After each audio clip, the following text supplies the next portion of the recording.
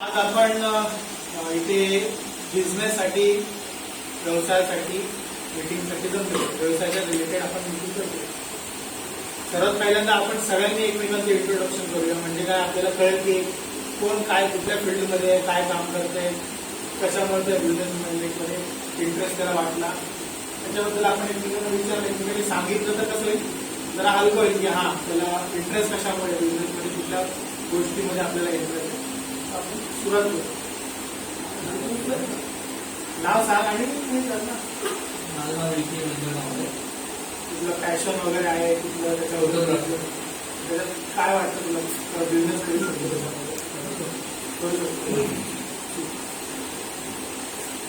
माझा मित्र असं काय पण सर्व्हिस आहे. माझं नाव बाबासाहेब गायकवाड. सध्या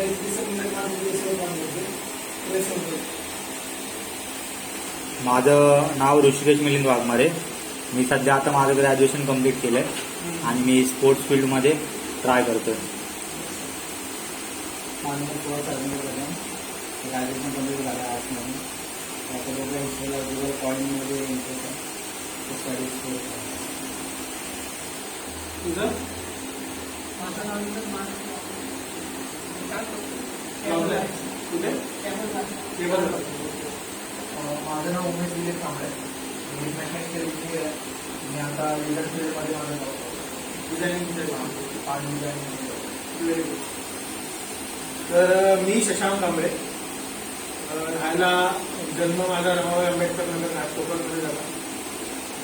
तर शिक्षण माझं जास्त झालेलं नाही. 10वी पास झालेलं आहे. ITI केलेलं आहे टेक्निकल फील्डमध्ये आणि त्याच्यानंतर कंटिन्युअसली जॉब करतो. 2015 पासून मी जॉब सोडून पूर्णपणे बिझनेसमध्ये आलो. 2015च्या नंतर एक घटना घडली, त्याच्याबद्दल मी सविस्तर सांगेन. 2015 नंतर मी कंटिन्युअसली बिझनेसमध्ये चालू राहिलो आणि त्याच्यामध्ये मला वेगवेगळ्या गोष्टी कळाल्या आणि सक्सेसफुल लेवलला मी पोहोचलो. तिथं बसू ना वेबिनार चांगल्या लेवलला आता मी बिझनेस करतो.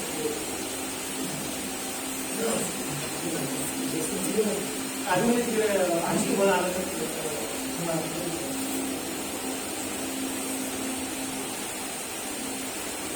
तर मेन गोष्ट की मी काय कुठल्या गोष्टीतून गेलेलो आहे त्या 2015च्या नंतरचं माझं लाईफ काय होतं ती तर थोडीफार सांगितली तुम्हाला आयडिया आहे की मी कशा पद्धतीनं माझा बिझनेस ग्रो केला किंवा अजून ग्रो करतोय.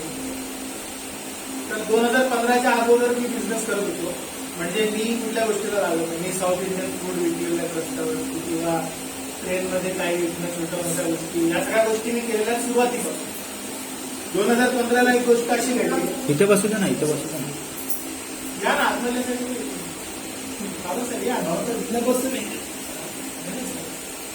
2015ला अशी गोष्ट घडली की हिंदुस्थान पेट्रोलियम माहिती रिफायनरी, मुंबई रिफायनरी, या हिंदुस्थान पेट्रोलियम रिफायनरीमध्ये SC आणि ST मधल्या लोकांची असोसिएशन आहे ज्याचं नाव आहे HPCL. त्या असोसिएशनच्या लोकांनी सांगितलं की म्हणजे त्यांनी असोसिएशनने असा विचार केला की सरकार केंद्र सरकार 2012ला जो GR निघाला त्याच्यानुसार केंद्र सरकारने सांगितलेलं आहे की देशाच्या सगळ्या जो काही देशाचा काही मेंटेनन्सचा खर्च असेल किंवा देशाचा जो काही बजेट असेल त्या बजेटमधला 4% पार्ट हा फक्त SC आणि ST मधल्याच व्यावसायिकांना भेटला पाहिजे. 4% प्रोक्युरमेंट पॉलिसी असं आपण म्हणतो. तर 4% पार्ट म्हणजे किती, आपल्या देशाचा बजेट माहिती पाहिजे. त्या बजेटमधले 4% काढायचे म्हणजे किती.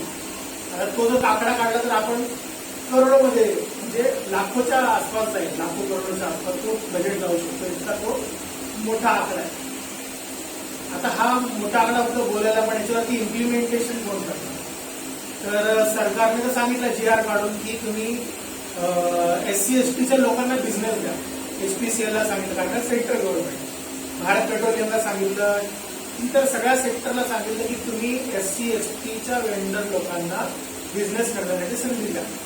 पण सगळ्यांचं दरवर्षीचं कारण होतं की आमच्याकडे SC STचे वेंडर नाही, SC STचे वेंडर नाही आणि अक्षरशः जिथे 4% द्यायला पाहिजे तिकडे 0.01% पर्यंतचा बिझनेस गेला होता काही वर्षापूर्वी. तर HP सेवा यांनी काय ठरवलं असोसिएशनने की प्रत्येक वर्षी जेव्हा गव्हर्नमेंट विचारते, सरकार विचारते की SC STच्या लोकांना किती बिझनेस दिला, तर सरकारकडे त्याचं काही हे नसतं, ह्या कंपन्यांकडे त्याचं काय उत्तर नसतं आणि काय उडवाउडवीची काहीतरी कारणं सांगून ते SC STचे वेंडर नाही म्हणून सांगतात.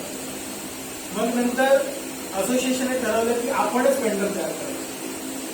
त्यांनी सांगितलं की आपणच SC ST मधले नवीन मुलं तयार करू जे आमच्या HPCL मधून बिझनेस घेतील.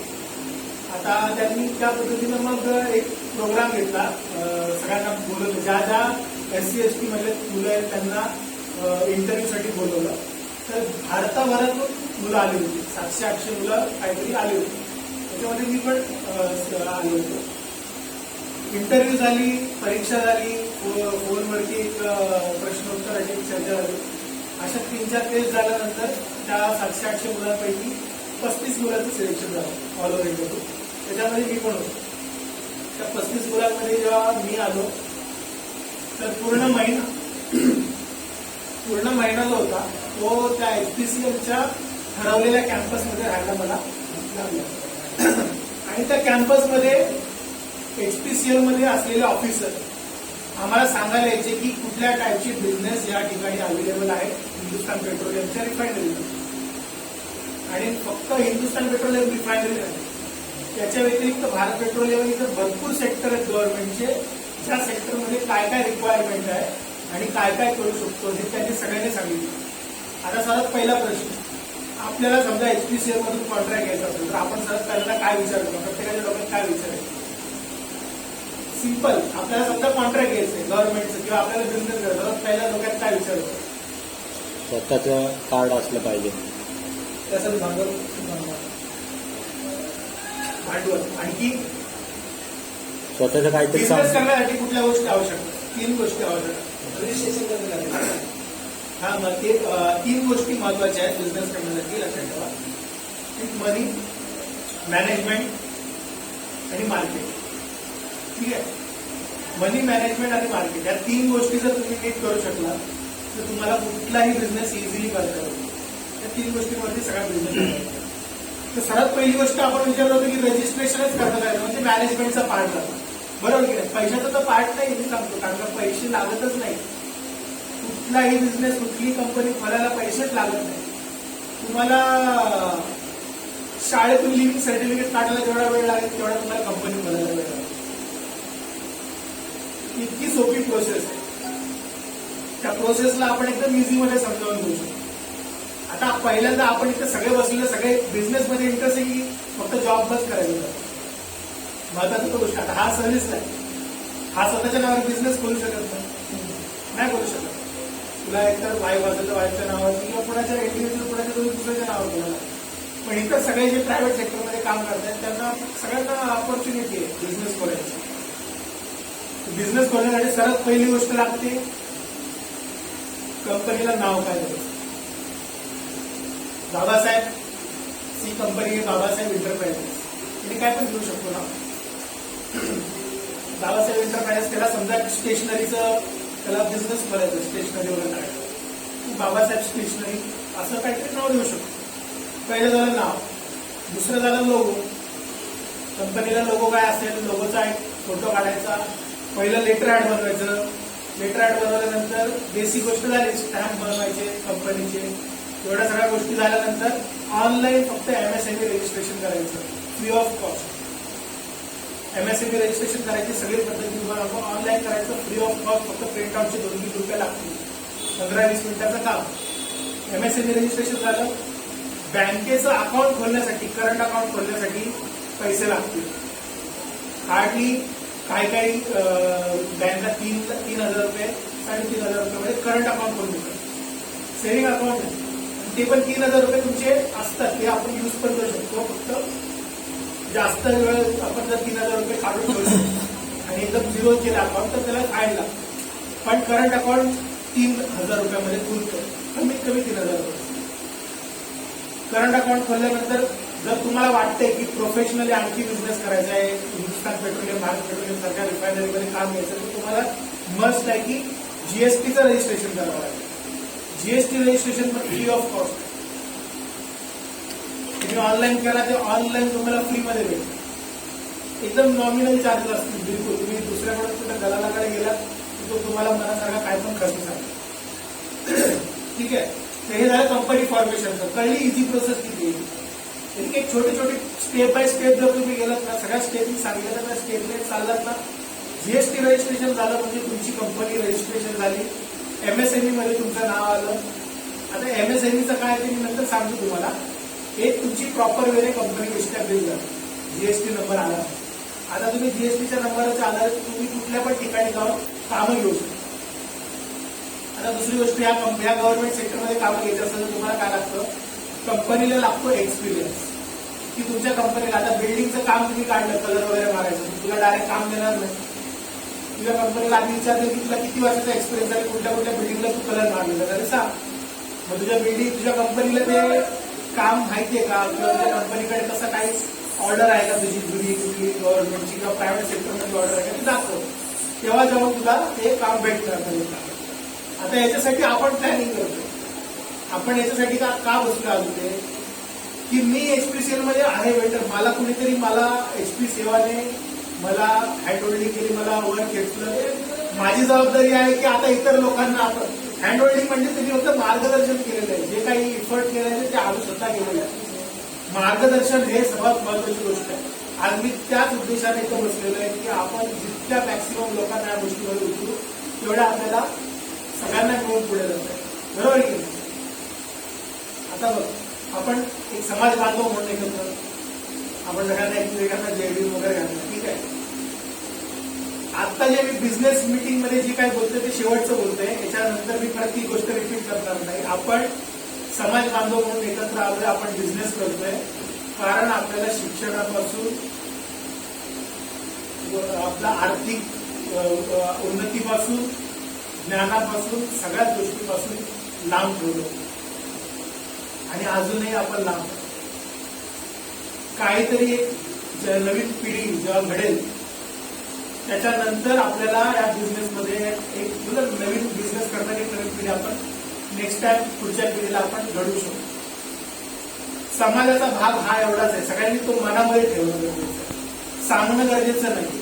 आपण एससी एसटी समाजातून आलेलो आहे, बिझनेस करताना मी एससी एसटी आहे नाही.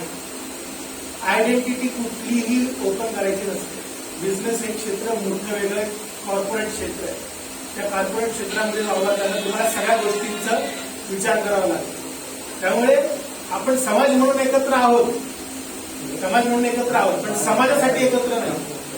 आपण एकमेकांसाठी आपण एक ग्रुप बनवून काम जर करतोय तर कदाचित आपल्या ग्रुपमध्ये एखादा आपल्याला इम्पॉर्टंट असलेला इतर समाजातला पण माणूस येऊ शकतो, पण तो आपल्याला इम्पॉर्टंट आहे. कळलं का. अशा वेळी आपल्याला त्याला सोबत घेणं चुकीचं नाही. पण आपण फक्त जात म्हणून जर एकत्र आलो आणि आपण फक्त त्याच्यात पुढे जास्त मर्यादित राहिलो तर आपण सक्सेसफुल होऊ शकत नाही. त्यामुळे आपल्याला ग्रो करायचंय कारण आपण नव्हतो या गोष्टी आजपर्यंत पोहोचलेलो.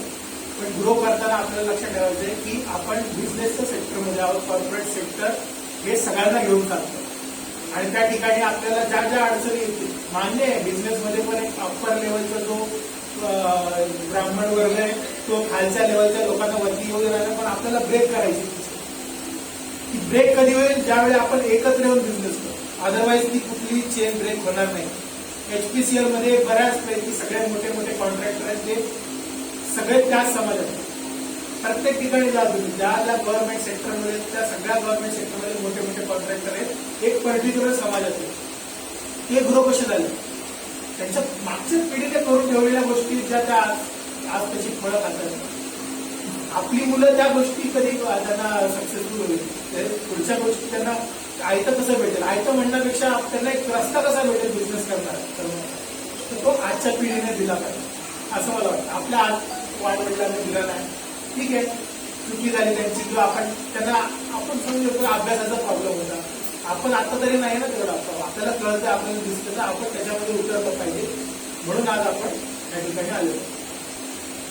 तर HP सेवाने जो कार्यक्रम घेतला त्याच्यामध्ये मी सिलेक्ट झालो. महिनाभराची ट्रेनिंग झाली. महिनाभराच्या ट्रेनिंग नंतर 2016 एक वर्ष मी घरामध्ये बसलो. अक्षरशः 2015 ते 2016 मी घरात बसून काढलं. एक वर्ष काहीच काम भेटलं नाही मला HP सेवामध्ये आणि मी माझी 25 ते 30 हजाराची नोकरी सोडून दिली. बिझनेस करायचा हा एकच डोक्यामध्ये. 2017 मध्ये मला पहिलं काम भेटलं लॉन्ड्रीचं. HPCL मधल्या लोकांची जे कपडे धुवायचे असतात त्याचं काम मिळालं. ते मी 2017ला केलं. 2017-2018 पर्यंत ते काम केलं. लॉन्ड्रीचं काम करत असताना मला फोटोग्राफीचं काम मिळालं 2017. मी फोटोग्राफीचं पण काम केलं. त्याच्यानंतर मला छोट्या छोट्या ऑर्डर येत गेल्या. आज माझ्याकडे 7 ते 8 PO आहे आणि माझ्या कंपनीचा टर्नओव्हर 50 लाखाच्या आसपास आहे.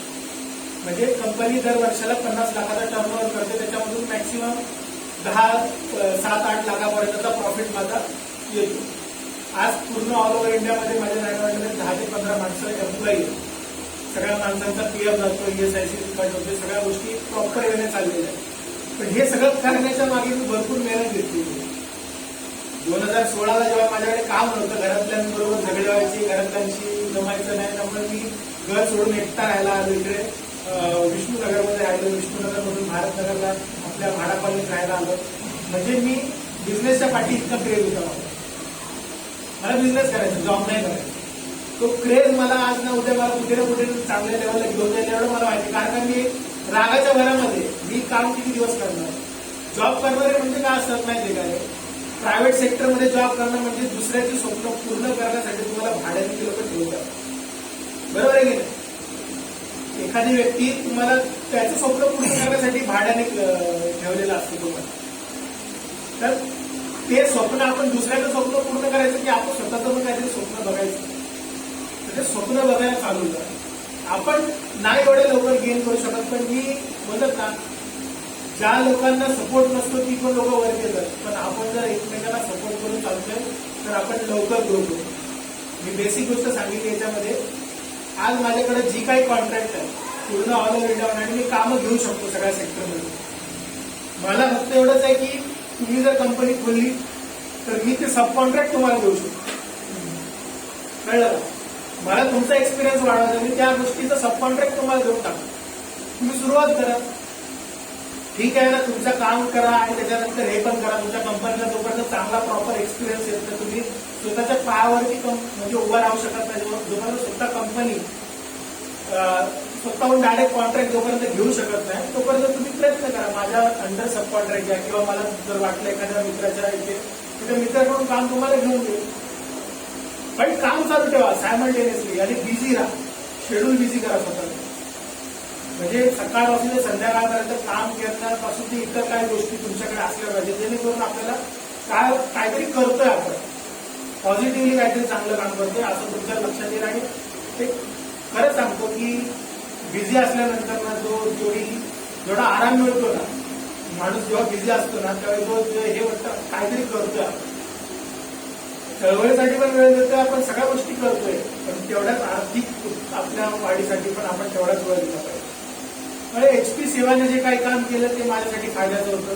आता मला त्याचा फायदा इतरांना पण घेऊन द्यायचा आहे. मला त्यासाठी मी आलेलो आहे. आज माझी मीटिंग होती, सांगतो तुम्हाला. आज माझी मीटिंग होती दुपारी 12-1 वाजेपर्यंतच्या आसपास त्यांची मीटिंग झाली. मला परत BPCL मधून लॉन्ड्रीचं काम मिळालं. BPCL मधून पण लॉन्ड्रीचं काम मिळालं. आता मी विचार करतो आउटसोर्स करतो कोणाला तरी. तुमच्यातले ना कोणी इंटरेस्ट आहे म्हणजे काम तुम्हाला भेटतो, तुम्ही काय करू शकता, काय इकडे सेटअप बांधू शकता का, लगेच त्याच्यामध्ये तुम्हाला सेटअप मिळतो. कारण का त्यांनी सांगितलं मला लगेच काम चालू करायचं. जर इकडे करता येईल तर इथं करूया, अदरवाईज तुम्हाला दुसरा ऑप्शन सांगतो कुठे वॉशिंगला द्यायचा आणि कुठून घेऊन यायचं.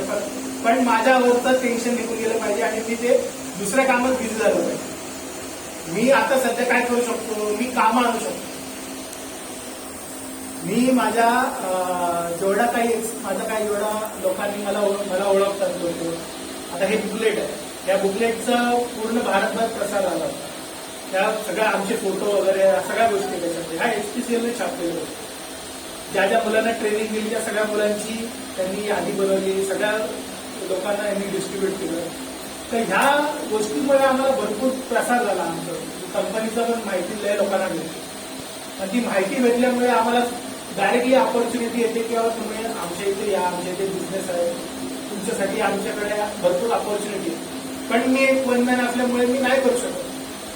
पण हीच रेस्पॉन्सिबिलिटी जेव्हा आपण ग्रुपमध्ये करू, समजा मी कॉन्ट्रॅक्ट घेतलेले आहे ते सब कॉन्ट्रॅक्ट तुम्ही एक्झिक्यूट करा. जे काय असेल आपल्या म्युच्युअल अंडरस्टँडिंग वरती असेल, पण ते तुम्ही कॉन्ट्रॅक्ट एक्झिक्यूट करा आणि तुमच्या कंपनीच्या नावाने करा. तुमची प्रॉपर कंपनी जी असेल ना त्या कंपनीच्या अंडर करा. कामं घ्यायला कमी नाही होणार. मी कामं घेण्यासाठी माझा पूर्ण प्रयत्न करतो. आपल्या प्रत्येकाला कामं भेटली पाहिजे इथपर्यंत माझा प्रयत्न करत आहे. पण एवढंच असं की सुरुवातीलाच आपण लगेच मोठं काम घेणार आणि असं तसं तशा स्वप्न जगा, पण आता लगेच नका. सध्या आपण एक सुरुवात करतोय, एक स्टेप चालतोय, तर त्या स्टेपवरती आपण काहीतरी करून दाखवणार. बस त्याच्यात फक्त सॅटिस्फॅक्शन काय असलं जे आपण करून दाखवतो. आपण वाढू, ह्या सगळ्या गोष्टी करू. आपण एक टीम बनवू अशी की जी फक्त बिझनेससाठी विचार करत असते. नो सोशल ऍक्टिव्हिटीज, त्याच्यामध्ये फक्त आणि फक्त बिझनेस. सोशल ऍक्टिव्हिटीसाठी आपण एकत्र येतो, पण ज्यावेळी बिझनेसमध्ये आपण हे करतो फक्त बिझनेसच्या रिलेटेड गोष्टी बोलतो. ज्या ठिकाणी काही गोष्ट उपलब्ध असेल त्या ठिकाणी आपण तिथे जाणं गरजेचं आहे. आज मी लोक HPCL मधले 7 ते 8 कॉन्ट्रॅक्ट माझ्याकडे आहेत सध्याच्या वेळेला. मी बाकीच्या ठिकाणी जात पण नाही. जर मी फ्री इथून झालो आणि मला सोबत आणखी कोणी मिळालं तर मी त्या ठिकाणी पण जाऊ शकतो. कोणाला पण इथे कोणीतरी रेल्वेमध्ये कामाला असू शकतं, कोणी भारत पेट्रोलियममध्ये कामाला असू शकतं, किंवा कुठे टाटा पॉवरमध्ये असू शकतं, कोणी RCF मध्ये कुठेतरी कामाला असू शकतं. नाही कळतं बसायचं त्यांच्यावर. साहेब आम्हाला त्या साहेबांशी भेटा, जे लोक कामं काढते आम्हाला साहेबांशी भेटायचं, जाऊन त्याच्यावर बसून बोलू शकतो ना. माझ्याकडे सगळे डॉक्युमेंटेशन आहेत. मी सगळं मेहनत करून पूर्ण केलेलं आहे. म्हणजे कंपनी फॉर्मेशनसाठी लागणारे आणि ह्या गव्हर्नमेंट सेक्टरमधून काम घेण्यासाठी लागणारे सर्व डॉक्युमेंटेशन मी पूर्ण केले. तुमचे डॉक्युमेंटेशन पूर्ण नसतील तरी पण मी त्याच्यावरती रिस्क घ्यायला तयार, तुम्हाला सब कॉन्ट्रॅक्ट घ्यायला तयार, द्यायला तयार आहे. मी यासाठी चालू आलेलो आहे की आपण स्ट्रॉंगली काहीतरी हे घेऊन, डिसिजन घेऊन लवकरात लवकर चालू करू. भले नाही रजिस्टर नंतर करा, पण कामाच्या बाबतीत सुरुवात करून टाका. कारण वाट बघण्याची मला वाटत नाही. वाट बघत बसला तर हे आज ना उद्या परवा जात राहतं पुढे आणि कायच आउटपुट निघत. लॉन्ड्रीचा सर्वात पहिल्यांदा माझा आज मी मुद्दा तुमच्या समोर मांडलेला. लॉन्ड्रीचा मुद्दा तुमच्या समोर मांडला.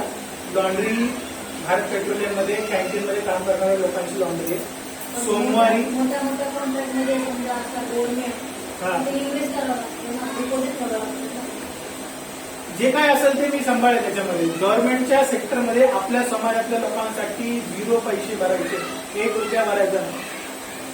आता एवढ्या सवलती आहेत, भरपूर सवलती आहेत. माझी कंपनी सुरू पाहिजे 2011 हा, मग पुढे आता मी काय केलं, थोडंसं प्रॉब्लेम आले म्हणून 2 दिवस आता बंद केली. पण रुटीन चालू. कशी काय चालू हाऊसिंग माझं 7 साईट होती. कुठल्या हाऊसिंग नाही, पण मुंबईतल्या असते सगळ्या गव्हर्नमेंटच्या सेक्टरमध्ये. नाही ना, गव्हर्नमेंट तुमचं PF रजिस्टर होतं, SIC PF आहे, GST आहे, ESIC पण मसाला आहे. मग बंद का केलं? रोलिंग सर मी गाडी घेतलेल्या गाडीमध्ये तिकडे गेली. नाही, हे मग मॅनेजमेंटचा प्रॉब्लेम. मी तुम्हाला 3 गोष्टी सांगल्या. मॅनेजमेंट, मनी आणि मार्केट, या 3 गोष्टी जर आपण त्याच्यातली एक जरी ढासळली ना, बिझनेस गेला. आपण असं बोलतो पण मार्केटिंग पण सोपी नाही. मार्केटिंग सोपी आहे त्यासाठी मी सांगतो ना. मार्केट आता मनीचा आपण विषय काढू. 3 गोष्टी आहेत सांगितल्या. मनीचा प्रॉब्लेम आपल्याला साईट आहे तर आपण वेळी करू शकतो. नाही, मनीचा प्रॉब्लेम कधी असतो ज्यावेळी तुम्ही सर्व्हिस प्रोव्हायडर आहे. मॅन पॉवर म्हणजे आता बिझनेस कुठल्या टाकायचे, ट्रेडिंग आहे, सर्व्हिस आहे, बरोबर. ट्रेडिंग म्हणजे विकणं, इतरचा माल घेणं आणि तिकडे विकणं. सर्व्हिस म्हणजे काहीतरी बाबा बिल आधी पुसून देतो, मला 100 रुपये दे, किंवा मी इथं सिक्युरिटी गार्ड लावतो, मला 100, मला महिन्याला एवढा पगार आहे. हे सर्व्हिस सेक्टर. तर हे सर्व्हिस सेक्टरमध्ये काम करतात. सर्व्हिस सेक्टरमध्ये इन्व्हेस्टमेंट कमी असते, सहसा लागतच नाही. म्हणजे समजा नवीन हाऊसकीपिंगचा जरी साईड भेटली तरी मुलांच्या युनिफॉर्मला म्हणा, ड्रेस, बुटांना याला त्याला खर्च येतो. पण ती मुलं महिनाभर थांबतात. महिनाभर थांबल्यानंतर आपल्याला परत बिल नाही आलं तर तो महिना आपल्याला आपल्या खिशातून पगार द्यावा लागतो. तेवढी सस्टेनेबिलिटी आपल्याकडे पाहिजे. तर तो पैसा महत्वाचा आहे. भले तो सर्व्हिस सेक्टर असू दे किंवा ट्रेडिंगचं सेक्टर असू दे. आपल्याला एखादी वस्तू विकायची जरी असेल दुसऱ्याला, तरी आपल्याला ती आधी खरेदी करावी लागेल ना. जेव्हा खरेदी करतो तेव्हा दुसऱ्याला विकू द्या आपण, तर त्यासाठी पण लागणार पैसा. तर मनी ही सर्वात महत्वाची गोष्ट आहे. आता मनीवरती आपण येऊया. मनी कसा काय जनरेट करू शकतो. स्टार्टअप इंडियाचं नाव ऐकलंय तुम्ही. हा. स्टार्टअप इंडिया या सगळ्या स्कीम आहेत ना फक्त कागदोपत्री होत्या, पण या गोष्टीमध्ये पण आपण बसू शकतो. आता महिला आहेत त्यांना महात्मा फुलेमधून लोन मिळू शकतं. पाहिजे तुम्हाला? बघितलं, घेतलेलं आहे का? नाही घेतलं ना. मग तिथून लोन तुम्ही घेऊ शकता. फक्त 1% वर्षाला तुम्हाला भरायचे. लेडीजसाठी स्टार्टअप इंडियामधून जर तुम्ही फॉर्म भरला, एखादी इनोव्हेटिव्ह आयडिया जर तुम्ही टाकली, तर त्याच्यामध्ये तुम्हाला बऱ्याच कमी व्याजदरामध्ये तुम्हाला बँकेतून लोन मिळेल. या गोष्टीला आपण कधी जाऊ शकतो ज्यावेळी आपल्या समाजातली माणसं त्या ठिकाणी असतील. आता ही मुंबईची आपली चेंबूरची जी युनियन बँक होती, त्या युनियन बँकचे ब्रँच मॅनेजर लोखंडे सर आपल्या समाजाचा माणूस होता. पूर्ण हेल्पफुल माणूस आहे. त्याच्याकडे आपण जर गेलो असतो, ब्रँच मॅनेजर म्हणजे त्याच्या हातामध्ये लोन देणं वगैरे, तर आपण अशा लोकांना भेटलं पाहिजे. आता ह्या इंडस्ट्रीमधले बऱ्याच लोकांना एक समाज बांधव म्हणून आपण एकत्र येण्याचा प्रयत्न, आपण दाखवत नाही की बाबा आम्हाला मदतच करा, पण आपण त्यांना हक्काने बोलू शकतो की सर आम्हाला लोन पाहिजे, आम्हाला काय करायचं ते सांगा. ज्या काही डॉक्युमेंटेशनच्या प्रोसेस सगळ्या आम्ही करतो, पण ज्यावेळी तुम्ही लोन घेऊन काम करता त्याचा रिटर्न्स आपल्याला कसे भेटतील याची मॅनेजमेंट तुमच्याकडे पक्की असली पाहिजे. मनीचा प्रॉब्लेम नाही. आपण बिझनेस सुरू करण्याच्या आधी बिलकुल विचार नाही करायचा की बाबा मला पैसे असतील तरच मी काम करू शकतो, आणि असा जर विचार करायला पहिला डोक्यातून काढून टाका. बिझनेस करण्यासाठी पैसा लागत असेल तर तो पण शुल्लक एकदम थोडा, आणि मी आहे तोपर्यंत सध्या तरी तो विचार करून चालेल की बाबा पैसे जिथं नाही लागणार अशा ठिकाणी आपण जाण्याचा प्रयत्न करू. बरोबर की नाही? जेवढ्या अंतरून नाही तेवढंच आपण पाय पोचू. त्यामुळे तो पैशाचा प्रॉब्लेम सोडून घ्या. दुसरा मॅनेजमेंट. मॅनेजमेंट ज्यावेळी आपण ग्रुप ऑफ कंपनी, जेव्हा आपण एक ग्रुपमध्ये काम करू ना आणि एक करू, मी एकटा जरी केलं तरी माझी कंपनी सांभाळण्यासाठी मला एक माणूस ठेवायलाच लागणार, आणि 10 जणांची कंपनीमध्ये असेल तरी मला एक माणसावरती पण मी सांभाळू शकतो. तर हे मॅनेजमेंट एवढं इझी होऊन जाईल का? कारण का समजा आता आपल्याला अकाउंटंट म्हणजे आपल्याला ठेवायचे, समजा सगळ्या बिलिंग वगैरे सगळ्या गोष्टी करायच्या, या सगळ्या गोष्टी करण्यासाठी आम्हाला एक माणूस ठेवायला लागतो. माझ्या माणसाला काय काम भेटतं? महिन्यातून 2-3 वेळा असेल तर बिल आलं तर. पण ज्यावेळी आपण सगळ्या जणांनी एकत्र काम करायला सुरुवात केली तर त्याला काम भेटेल, आणि तो कंटिन्युअसली काम करायला मला त्याला पगार देणं तर सगळे कॉन्ट्रीब्युशन करून आपण त्याला सांभाळू शकतो. तर मॅनेजमेंट जो पार्ट आहे ना तो लय महत्वाचा आहे, तो पण आपण हँडल करू शकतो. आता प्रश्न राहिला मार्केटचा. मार्केट हे आपल्याला स्वतःला आपण मिळू शकतो. मार्केटची जी ऍडव्हर्टायझिंग आहे ना आपली माझी ऑलरेडी झालेली आहे. तुमची आपण कशी करता येईल आपल्याला मी त्याच्यासाठी मी धावपळ करेल. ह्या मार्केटसाठी मी ज्या ठिकाणी आता मी पूर्ण ऑल ओव्हर इंडिया फिरतो. नुकताच मी 3-4 दिवसापूर्वी राजस्थानवरून आलो. तिकडे इतकी रिक्वायरमेंट आहे की कामं करण्यासाठी तिकडे वेंडर नाही, कारण का त्यांच्याकडे जास्त असे सगळं रजिस्ट्रेशन केलेले वेंडर नाही. तर आपण मुंबईतून जातात माणसं तिकडे आणि तिकडे सर्व्हिस घेऊन येतात रिटर्न राजस्थानमध्ये, भारत पेट्रोलियम वगैरे, हिंदुस्थान पेट्रोलियम. तर आपण जर काही मुलं ज्यांना बाहेर जाण्याचा इंटरेस्ट असेल तर अशा लोकांना बाहेर पण काढून तिकडची पण कामं देऊ शकतो. आज मी भारतामधले आयसीआयसी बँकेचे जेवढे एटीएम आहेत त्या एटीएम मधलं एअर कंडिशनिंग मी सांभाळतो. भारतामधल्या सगळ्या आयसीआयसी बँकेचा, ऍक्सिस बँकेचा, म्हणजे त्याचे कॉल्स येतात मला. ज्या ठिकाणी एटीएम मध्ये एसी खराब झाला असेल तर मला माणसं पाठवून रिपेअर करावे लागतात, ह्या सगळ्या गोष्टी कराव्या लागतात. आणि प्लस आयसीआयसी बँकेचं कुठं नवीन एटीएम जर खोलायचं असेल तर ते पण मला सगळं बनवावं लागतं. म्हणजे लादीपासून ते सगळं बाजूचं हे लावणं, एसीपी शीट वगैरे, इंटेरियर सगळ्या गोष्टी मी करतो. हे सध्या चालू आहे माझं. म्हणजे माझ्याकडे फक्त काय की तिकडे लक्ष देण्यासाठी मला जावं लागतं. पण जर एकदा मी तिकडून बिझनेस आणला आणि जर कोणाला दिला की तू सांभाळ बाबा, तर हे मी आणून दिलेलं आहे, कुठली कंप्लेंट नाही येतात, तू या गोष्टी सांभाळून दाखव आणि ते पूर्ण करून दाखव. जर इतकी ताकद जर कुणी ठेवली ना, मी खरं सांगतो तिकडून मोकळा होईल आणि दुसऱ्या ठिकाणी हात. कारण का मला ती कॉर्पोरेटची लाईन कळाली, कुणाला कसं भेटायचंय आणि कुणाशी कशी डील करायची ना, ही लाईन मला भेटलेली. तुम्हाला भेटलेली नाही कारण तुम्ही कदाचित, मला माहिती नाही, पण तुम्ही कदाचित त्या लोकांमध्ये डायरेक्टली त्या हक्काने काही बोललेलं आहे. भरपूर काही स्ट्रगल करायला होतं कॉर्पोरेट लेवलला. तुमच्या बोलतात ना बुटाच्या लेस पासून ते डोक्याच्या केसापर्यंत सगळ्या गोष्टी बघितल्या जातात कॉर्पोरेट लेवलला. म्हणजे एकदम प्रोफेशनल तिकडे जाऊन स्वतःची म्हणजे तिकडं एक बोलत ना हे दाखवायचं असते कॉलर असतं वाईट कॉलर तिकडे दिसलं पाहिजे मला. तर ह्या सगळ्या अभ्यास आहे तिकडचा कॉर्पोरेट सेक्टरचा, तो करतोय मी. आज ना उद्या तुम्हाला पण ते शिकावं लागेल आणि तुम्ही पण त्याच्यातून वरती याल. पण एवढं सांगतो की आता ह्या गोष्टी करता येणार नाही म्हणून बॅकफूटवरती जाऊ, फक्त सुरुवात करा. जे काही आहे माझ्याकडे मी तुम्हाला सांगितलेलं आहे, माझ्याकडे फोटोग्राफीचं काम चालू आहे अजूनही HPCL मध्ये. व्यक्तीला पण पाठवलेलं आहे मी, हा फोटोग्राफर याला पाठवलेलं आहे, पण त्याला तिकडचं आहे. मला बाहेर जायला तर दुसऱ्या माणसाकडे मी आता दिलेलं आहे काम, त्याला माझा दुसरीकडे जॉब लागला. पण माझ्याकडे एक मुलगा एम्प्लॉय करण्याची होती की तो फक्त जाऊन फोटो काढायचा आणि फोटो काढून HPCL मध्ये सबमिट करायचं, एवढंच काम होतं. फोटोग्राफी असेल, लॉन्ड्री सर्व्हिस असेल, हिंदुस्थान पेट्रोलियममध्ये एअर कंडिशनिंग जे असतात ना AC, त्याचं काम असेल ते मी करतो. त्याच्या व्यतिरिक्त कॅटरिंग चालवतो मी.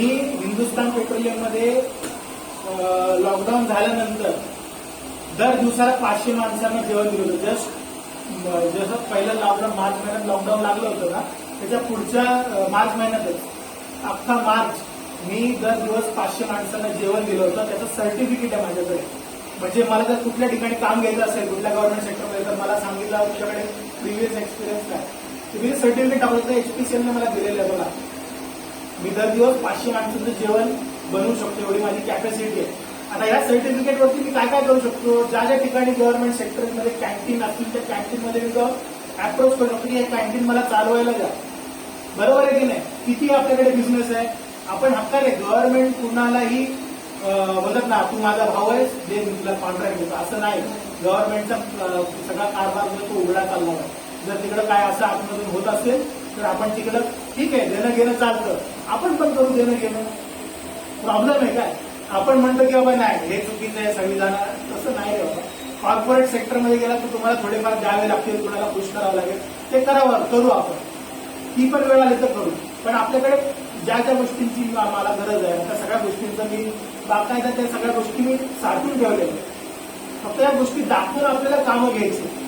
असं यांनी हाऊसकीपिंगचा यांच्याकडे एक्सपिरियन्स आहे, त्यांनी कंपनी बंद नाही केली पाहिजे. त्या कंपनीला चालू ठेवून त्याच एक्सपिरियन्सला HPCL मध्ये तुम्ही इंट्रोड्यूस करा. मी HPCL मध्ये तुमच्या कंपनीचं रजिस्ट्रेशन करू शकतो. तिकडे जेव्हा एक मॅनपॉवरचं काम येईल किंवा एक DM ग्रुप म्हणून नावाची कंपनी, तर DM ग्रुपचं सब कॉन्ट्रॅक्ट तुम्हाला देतो. तिकडे मग तुम्हाला मॅनपॉवर तुम्हाला लावायची. बघा हे डिस्कशन मधून येणार. तुम्ही फक्त एकटाच पुढे बसलात की बाबा नाही मला काय करू, माझ्याकडे बिझनेस चालत नाहीये, काय करतोय, तर तसं नका करू. आपल्याकडे एक असं कोणतरी असलं पाहिजे, असं एक समाज, हा जो बिझनेस करणारा मारवाडी समाज किंवा इतर कुठला जो समाज आहे ना, त्या समाजाने एक मस्त मोनोपॉली अशी बनवलेली आहे. त्यांना ज्यावेळी प्रॉब्लेम फेस करावे लागतात ना त्यावेळी ते त्या समाजामध्ये सांगतात किंवा अशा पद्धतीचे प्रॉब्लेम मला येत आहेत तर मी काय करू, त्याच्यावरती त्यांना सोल्युशन भेटतं. त्या लोकांकडून सोल्युशन भेटतं. आपल्याकडे तशी टीम नाही, आपण सोल्युशन कदाचित माझ्याकडे पण एखाद्या प्रश्नाचं उत्तर नसेल पण माझ्या वरती कोणीतरी आहे ज्याला मी ह्या प्रश्नाचं उत्तर विचारतो. म्हणजे मोठ्या मोठ्या लेवलला अशी लोक आहेत ज्या लोकांना आपण बिझनेस बद्दलच्या सगळ्या आयडिया विचारतो आणि कुणी आपल्याला मना करणार नाही. फॉर एक्झाम्पल मी सांगतो, एक DICCIचं नाव कुणी ऐकलेलं आहे? DICCI, Dalit Indian chamber of commerce, माहितीये? कुठलंच नाही होती. दलित इंडियन चेंबर ऑफ कॉमर्स नाव कळलंच नाही. कमानी माहितीये? कमानी इंडस्ट्री, कुर्ला कमानी इंडस्ट्री, त्याची मालकीण आपल्या समाजाची. कॉपरचे ट्यूब्स, कमानी ट्यूब्स, त्याची जी मालकीण आहे कल्पना सरोज, ती आपल्या समाजाची. पुण्यामध्ये जेवढे रोड बांधले तो मिलिंद कांबळे आपल्या समाजाला पण शेड्यूल कास्टमधला. ऑफशोर नावाची जी कंपनी म्हणजे दास कन्स्ट्रक्शन जे आहे, समुद्रामधून जे पेट्रोल डिझेल काढतात त्यासाठी वेटीला तुम्ही गेला तर गेटवेमध्ये तुम्हाला दिसेल की समुद्रामध्ये ती दास कन्स्ट्रक्शन पण आपल्या दीपक खाडे म्हणून आहे, त्यांची कंपनी आपल्या समाजाला SC शेड्यूल कास्ट. बऱ्याच मोठ्या मोठ्या लेवलला आपल्या समाजाची माणसं आहेत. पण त्या ठिकाणी पोहोचण्यासाठी आपल्याला तेवढी आपली उंची वाढवावी लागते. आपण ज्यावेळी त्या ठिकाणी जाऊ त्यावेळी आपल्याला कोणी असं नको बोलायला किंवा तुझ्याकडे काय, कारण तिकडचंच त्यांनी जो क्रायटेरिया ठरवलेला 25 लाखाच्या वरती ज्याचा इन्कम असेल वर्षाचा, त्या लोकांनी त्याच कंपनीला आम्ही इंट्रोड्यूस करतो, अदरवाईज ते कोणाला इंट्रोड्यूस करत नाही. त्यामुळे आपण आपली उंची वाढवावी, आपल्याला आपण स्वतःला एक चांगल्या लेवलला घेऊन जावं आणि त्यासाठी आपण बरोबर नाही स्टेप बाय स्टेप त्याच्यावरती प्रयत्न करू. हे झालं फक्त डिग्रीचं सांगितलं, HPCL मध्ये कॉन्ट्रॅक्ट घेण्याची पण पद्धत तुम्हाला सांगितली. माझ्याकडे आणखी काय काय ऑपॉर्च्युनिटीज आहे तुम्हाला सांगतो. मी प्लेग्राऊंड इक्विपमेंट लावलेले आहे, त्याचं पण माझ्याकडे सर्टिफिकेट. लहान मुलांसाठी खेळणं, स्लाइड वगैरे लागतात ना, त्या शरद आचार्य शाळा भारतनगरमध्ये, त्या शाळेमध्ये पण प्लेग्राऊंड इक्विपमेंट मीच लावलेले. शरद आचार्य अतिवरती भारतनगर, त्याच्यावरच्या शाळेमध्ये लावलेल्या सगळ्या गोष्टी खेळण्याच्या मी लावल्या. त्याच्या समोर अजून एक गार्डन बनवलं HPCL, त्याच्यामध्ये पण खेळण्याच्या गोष्टी लावल्या, तिथल्या पण मीच लावलेल्या आहेत. बऱ्याच ठिकाणी अशा गोष्टी मिळतात. आता CSR म्हणून एक हे फंड हे करते, त्याच्यातून बऱ्याच गोष्टी आपण करतो.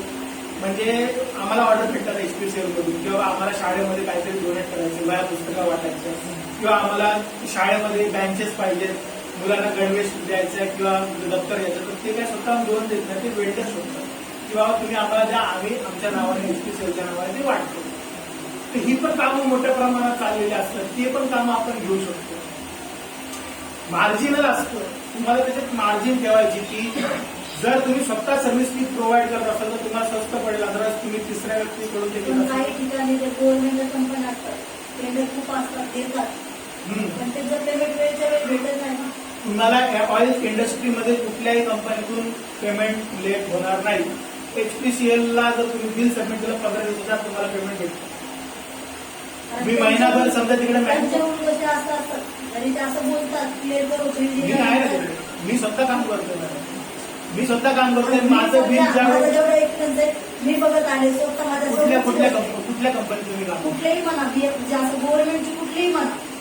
BMC तर सांगू शकत नाही, कारण BMC मध्ये मी पोहोचलेलो नाही अजूनपर्यंत.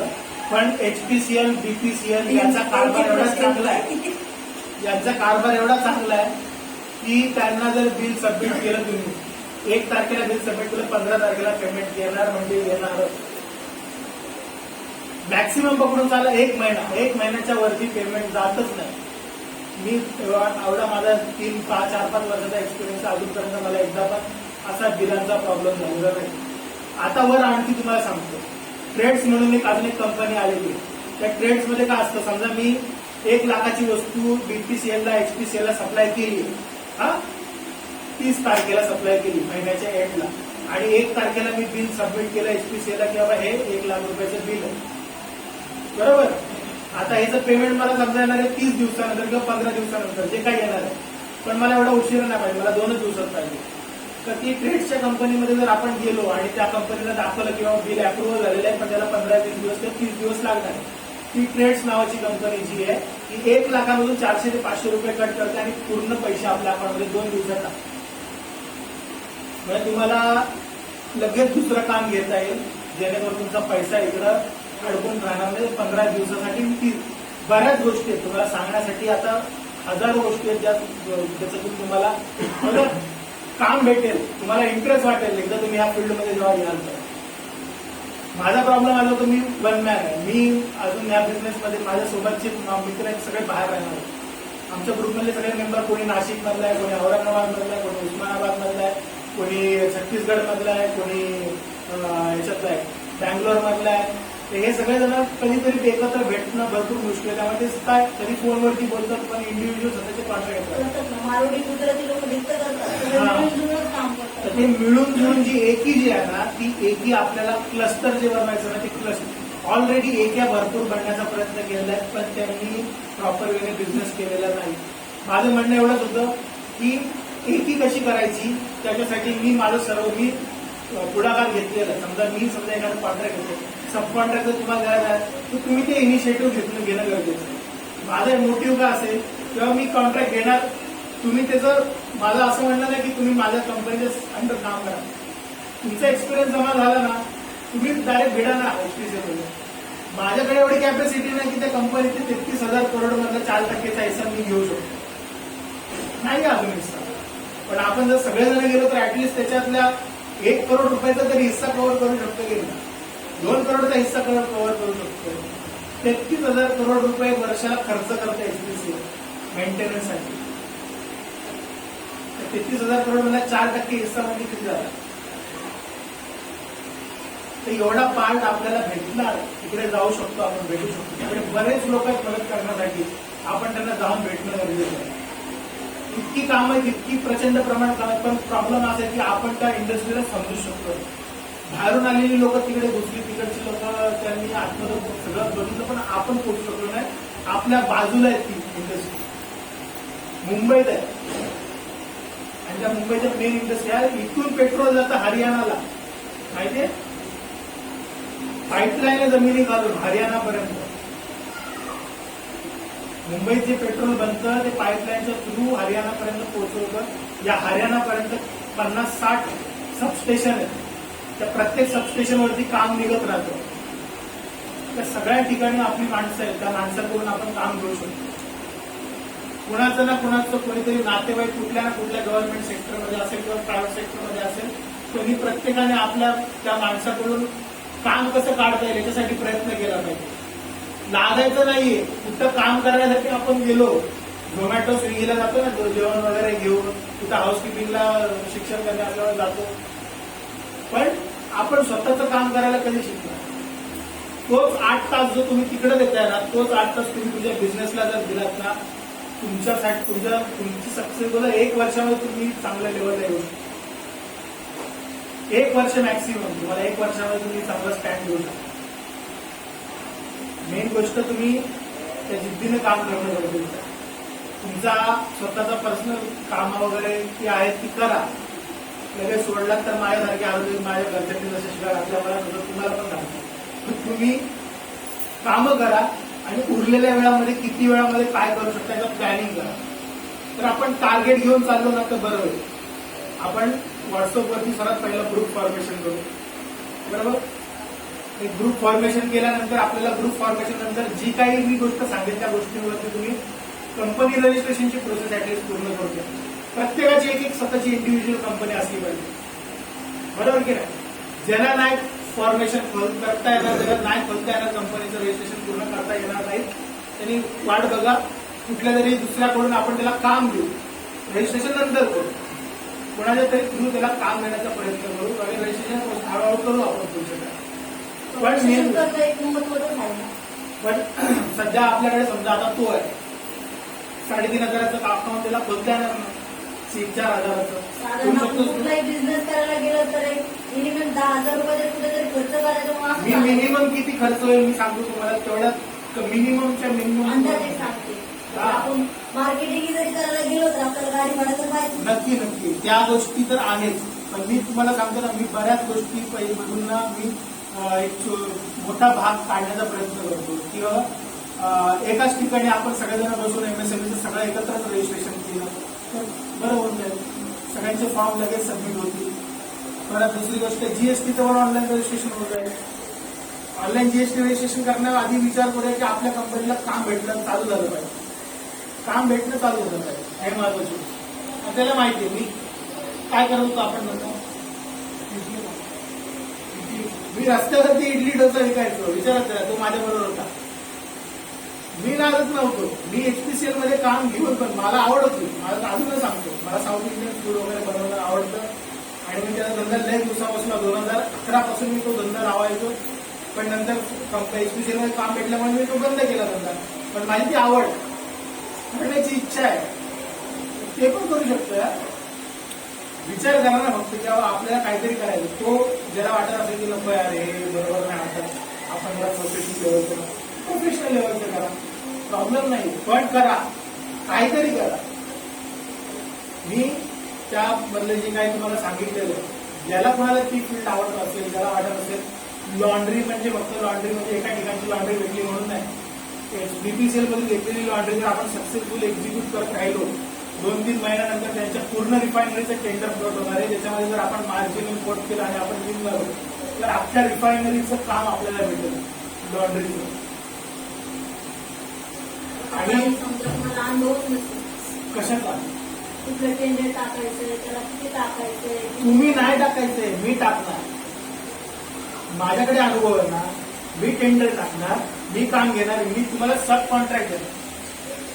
तुमच्या कंपनीला मी काम देणार, ते काम तुम्ही करायचं. पेमेंट HPCLचं आणि माझं असणार, पण तुम्हाला सब कॉन्ट्रॅक्ट मी देतो ना इकडे. आणि त्याच्यामध्ये तुम्हाला काय होतंय, तुमच्याकडे एक्सपिरियन्स होतोय. तोच एक्सपिरियन्स 3 वर्ष जर तुम्ही वापरला, तोच एक्सपिरियन्स तुमच्याकडे जाऊन तुम्ही लॉन्ड्रीचं काम करता. लॉन्ड्रीचं काम तुम्ही 3 वर्ष केलं, मला गरजच नाही, मी साईटला आटून जाईल. मला त्या लॉन्ड्रीमध्ये इंटरेस्ट आहे, एखाद्याला करायचं असेल तर मी घेऊ शकतो. मी काय, माझी फील्ड नाही त्याच्यामधलं, मला लॉन्ड्रीचं एल पण माहिती आहे. पण तुम्ही जर केलं 3 वर्ष, तर मी साईटला होऊन जाईल, तुम्ही डायरेक्ट 3 वर्षानंतर डायरेक्ट कॉन्ट्रॅक्ट घ्या ना HPCL मधून. सब कॉन्ट्रॅक्टरला पण रजिस्ट्रेशन लागतं का? रजिस्ट्रेशन म्हणजे एक प्रकारे माझा क्लायंट HPCL झाली, HPCLचे क्लायंट आपण सगळे झालो, कारण का पेट्रोल आपण त्याची कंपनी झालो ना. आपण आज क्लायंटचा माल त्यांचा क्लायंट मी झालो, कारण का मी यांना काम दिलेलं आहे.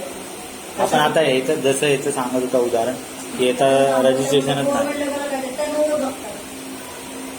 मग ते पण आहे ना आपल्याकडे, टर्नओव्हर पण आहे. तरी समजा तुम्ही मला जर कंटिन्यू काम देत आला, हा. समजा मला त्यांच्याकडून घ्यायचंय, तुमचा टर्नओव्हर मला अटॅच होतो ना, हा. तर मी तो त्यांना हा. दाखवणार, तर मला त्याच्यामधून काम. मग तो टर्नओव्हर तुम्हाला मी देतोयच ना, मग तो टर्नओव्हर तुमचा वाढणार ना. मी जर सब कॉन्ट्रॅक्ट दिलं म्हणजे मी अकाउंट मधून माझ्या तुमच्या अकाउंटवर पैसे टाकणारच ना. तो अकाउंट तुमच्यामध्ये रिफ्लेक्ट होणार की नाही, तो तुमचा टर्नओव्हर झाला, माझा टर्नओव्हर वेगळा झाला. आणि काही ठिकाणी मोठीमध्ये ना टर्नओव्हरच बघतात.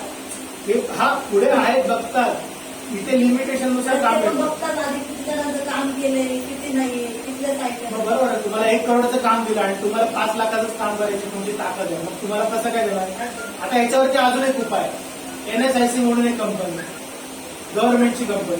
जर आपण सगळ्यांनी NSIC ला रजिस्ट्रेशन केलं ना, आता आपल्या सगळ्यांचा बिझनेस समजा युनिफॉर्म बनवायचा आहे, टेलरिंगचा, कुठलाही असू शकतो. टेलरिंगचा आपला एक बिझनेस आहे, शर्ट पॅन्ट आपण शिवतो. पण इंडस्ट्रीमध्ये कुठल्या BPCL मध्ये समजा BPCL मधून ऑर्डर काढली की आम्हाला 1 करोड शर्ट पाहिजे, तर 1 करोड शर्टची किंमत न्यायला मिळलं तरी किती असणार, भरपूर असणार ना. आता ते आपण काम घेऊ शकत नाही, तर काय करणार, NSIC काय करणार, ते काम घेणार आणि आपल्या ऐपतीनुसार आपल्याला ते वाटणार का, कळलं का. मग अशी त्यांना 100 माणसं जमा करायला लागतील तरी चालतील, तर ते 100 माणसांना ते काम वाटणार, NSIC वाटणार. तो पण एक प्लस पॉईंट आहे. म्हणजे कामं आपण घेऊ शकतो, आपल्याला माहिती असलं पाहिजे की कसं काय, कुठल्या ठिकाणी आपण काय करू. बऱ्याच स्कीम आहेत SC ST साठी, या सगळ्यांची माहिती आपल्याला हळूहळू येते, कारण सगळं बाउन्स होऊन जाईल. आपण ज्या गोष्टीसाठी आलोय आज त्या ठिकाणी आपण तिथूनच सुरुवात करू. रजिस्ट्रेशनची प्रोसेस सगळ्यात महत्वाची, ती आधी पूर्ण करून घेऊ.